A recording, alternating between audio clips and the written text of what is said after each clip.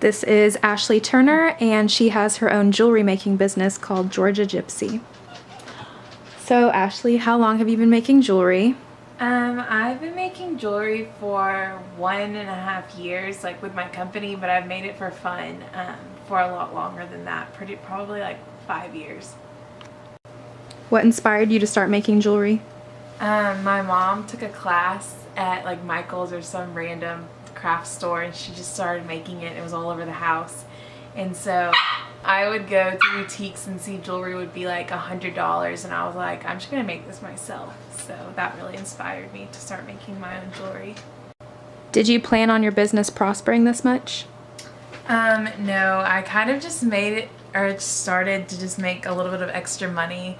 And then this summer I got into one boutique and people just started following me on my social media accounts, and it really just blew up. No. And so I really didn't imagine it would ever be like this, but I'm happy. Do you plan to continue growing your business? Yes, after I graduate, I'm hopefully going to grad school for merchandising so I can learn more like about fashion, retailing, and all of that stuff. So I hope that that could help me grow my business. Will you open up a business for your jewelry, or will it be a side job? I don't know. It depends like what happens after grad school, but I really would like to own my own boutique, like with clothes and stuff, and then just feature my jewelry in there so that mainly my business wouldn't just be jewelry, that it would be the boutique, but this would just be like an aspect of that. Do you remember who your first customer was? Yes. I like made a bunch of necklaces and I posted it on my sorority wall, and I was like, hey, like I make necklaces. If you want to buy any of these from me, you know, let me know. And like no one responded for like an hour, and I was like, okay, I'm dumb. And then one of my friends, Sarah Oberman, responded, and she was like, oh my gosh, I want this necklace. And so she was my very first customer. How many customers do you get per week? It really depends if I'm like posting on my social media and all of that, but I get around anywhere between 5 to like 15 or 20 a week. And sometimes those people order like multiple necklaces. Like sometimes I'll have a week where I have like 1 million customers and boutiques ordering from me. So sometimes I've literally made like 100 necklaces in 1 week. So it's really like inconsistent, but on average 5 to 15 people. Have you met any interesting people through jewelry making? Yeah, I really didn't start meeting people that I was selling necklaces to because it was like all online shopping, so I just sent it to like the post office people, and I guess they weren't really that interesting. But when I started doing business with boutiques, I really got to know a lot of the boutique owners, and they really taught me like a lot about the business that I want to go into, since I want to own my own boutique. So I'd have to say those were like the most interesting people. How would you describe the style of your jewelry? I would say it's very like bohemian and trendy. Yeah. Will the styles change as fashion changes each year, or do you think your style will stick? Good question.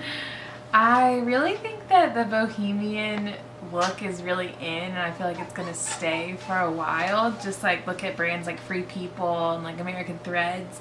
But if you know styles were to drastically change and this was to look out of fashion, then I'd definitely try to keep up with like the trendy things, but still kind of have that like bohemian flair. Will the styles change as fashion changes each year, or do you think your style will stick? Good question. I really think that the bohemian look is really in, and I feel like it's gonna stay for a while. Just like look at brands like Free People and like American Threads.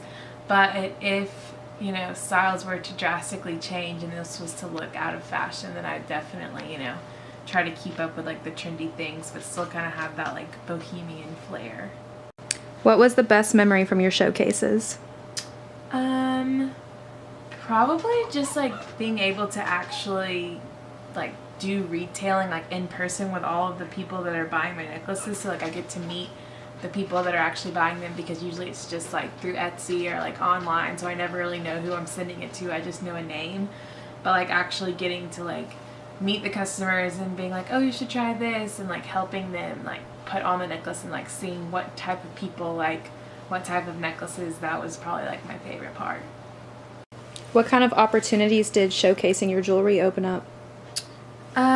That's where I met a lot of my boutique owners, because they would be vendors at the same shows that I would be at, and then just really like a brand awareness, and just like a really lot of growth opportunities, just like putting my name out there and myself out there.